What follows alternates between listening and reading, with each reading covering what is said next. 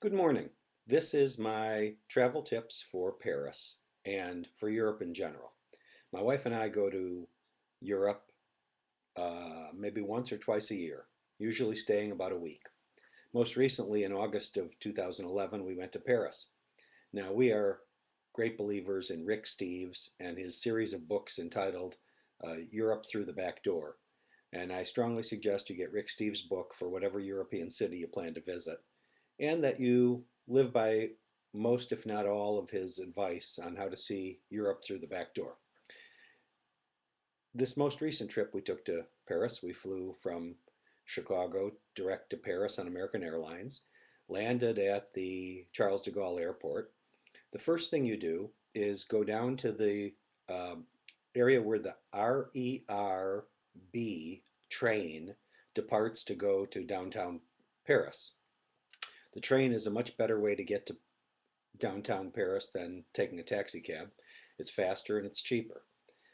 There are kiosks where you can buy train tickets with a credit card, but credit cards issued in the United States do not have a microchip in them, and so your United States issued credit card or ATM card will not work in the kiosks for train tickets to downtown Paris. So you go to the ticket office, which is right there on the lower level of Charles de Gaulle Airport, and you buy a ticket face to face.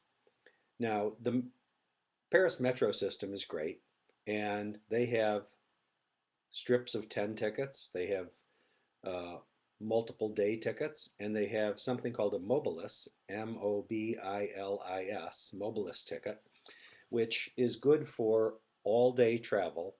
And the mobilis ticket is good for one calendar day, not necessarily a 24-hour period, but one calendar day. So when you begin to use that ticket, you can ride unlimited metro, um, subway trains, or surface buses. However, the trip from Charles de Gaulle Airport into the city is not included in the mobilis ticket. So you have to buy a separate RERB railroad ticket, one way each direction, about uh, 6 to 9 euros, if I remember correctly, still much cheaper than a taxi cab, to get from the airport to downtown. Now, this is monitored by you inserting your ticket into the turnstile when you board the train at the airport, and you have to reinsert that same ticket to exit the metro station when you get down to Châtelet-Les Halles, the main station where the RERB gets to be downtown in the Marais district. Um, and that is what's called a correspondence metro station, where you can transfer to many different lines at that station, or you might just want to emerge there and you find yourself in the heart of Paris.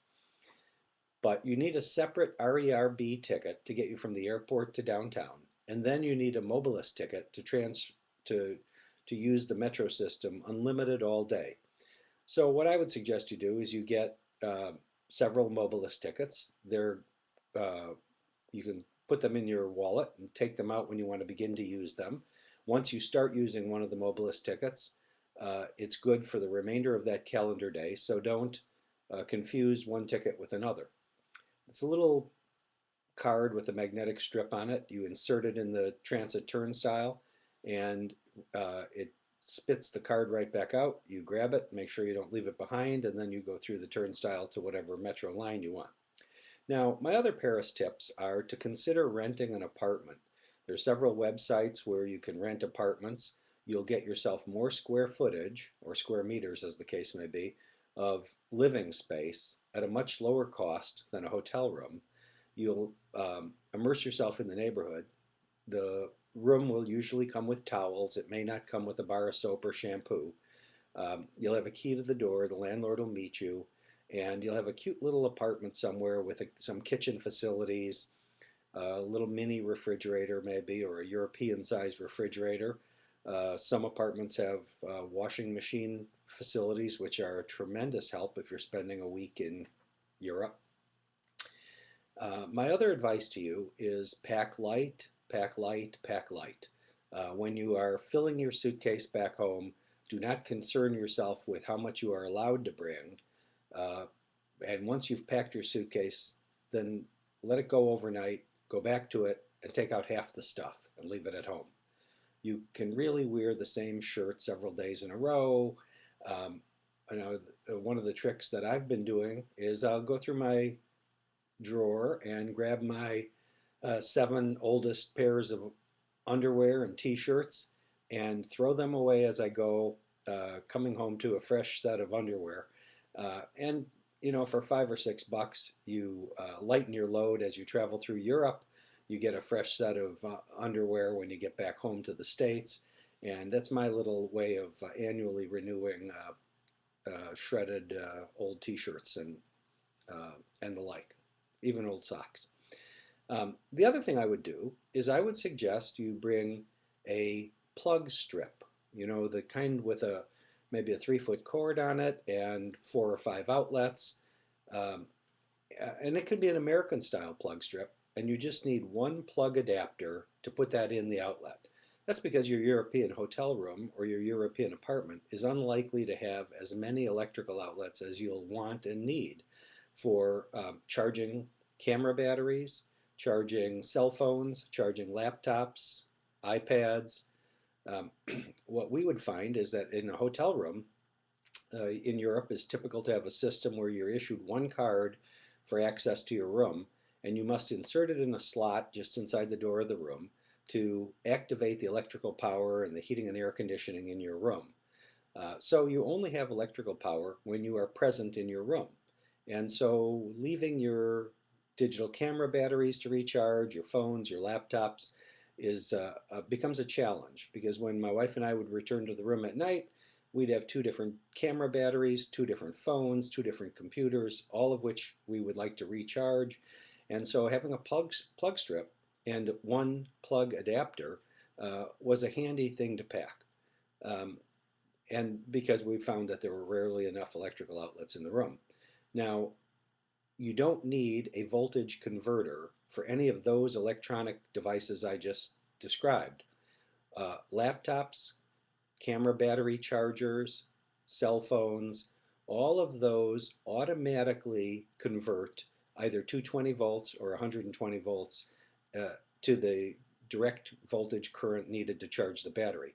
You do not need a voltage converter for those types of devices, but you do need a plug adapter because the European plug is a plug with 2 round prongs, and instead of the American plug with 2 flat blades, you need to be able to plug that into the wall. You can get these online on eBay or from Amazon, and you don't need to bring 6 of those. You just need to bring one and an American plug strip. That plug adapter will allow you to put it into the European 2-pronged outlet. My other advice is regarding money. You may want to bring an ATM card, and your first item of business when you get out at the airport is to go to an ATM machine and take out a large quantity of euros. Um, my wife and I would take out 300 euros on our recent trip that came out to about $450. We'd split the money up between the two of us and pay cash most of our time in Europe. Using your ATM card gives you a much better rate of exchange than going to a currency exchange at the airports either in the States or in Europe. Your credit card works just fine in all your European restaurants and hotels. It works in face-to-face transactions, it works in retail stores, but your credit card from the United States often will not work in vending machine applications in Europe because of the lack of the magnetic chip or the RFID chip embedded in the card that European bank cards have and American bank cards do not have. So you'll want to bring ATM card and a credit card, preferably from 2 different banks back home, because your worst nightmare is to have one of your banks think that your charges are unauthorized because they're unusual and shut down your credit card and find yourself over in Europe with just your card from your primary bank, but it's been deactivated. So my wife and I bank at 2 different banks. We bring a card from each bank, and it's a belt and suspenders approach to making sure you have access to money.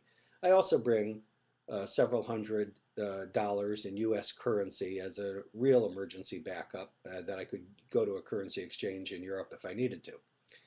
The um, the next trick I would tell you is uh, to pack. Well, I already told you about packing light.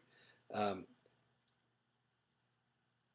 well, that may be enough tips for today. We'll see how popular this is as my little European travel tip segment for today, August 2011.